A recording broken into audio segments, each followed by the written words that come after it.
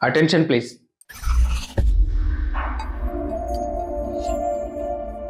ఎవరు నువ్వు? నువ్వెవరు?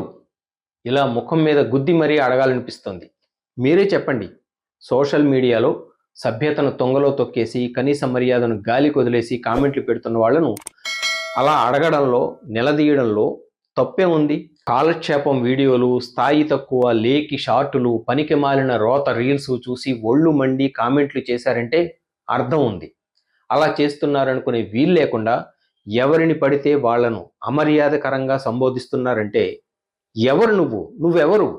గాలి పోగేసి సొల్లు కబుర్లు, ఊకదంపుడు ఊసులు చెప్పేవాళ్లను గల్లా పుచ్చుకొని నిలదీయి బేట. ఇలా మా టైం కిల్ చేసే అధికారం నీకు ఎవరిచ్చారని ప్రశ్నించు. అలా ఎవరినైనా తప్పు పట్టాలి అంటే నీకు ఎంతో కొంత తెలిసి ఉండాలి.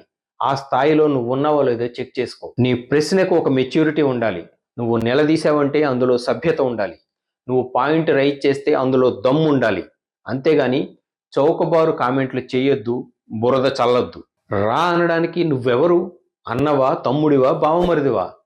పరిచయం, సాన్నిహిత్యం ఏమీ లేకుండానే దబాయించడానికి, దూషించడానికి నువ్వెవరు? మర్యాద ఇస్తే తిరిగి మర్యాద దక్కుతుంది. నోరు పారేసుకుంటే నోట్లో దుమ్మే పడుతుంది. గుర్తుంచుకో బ్రదర్, ఆకాశం పైకి ఉమ్మితే అది నీ ముఖానే పడుతుంది.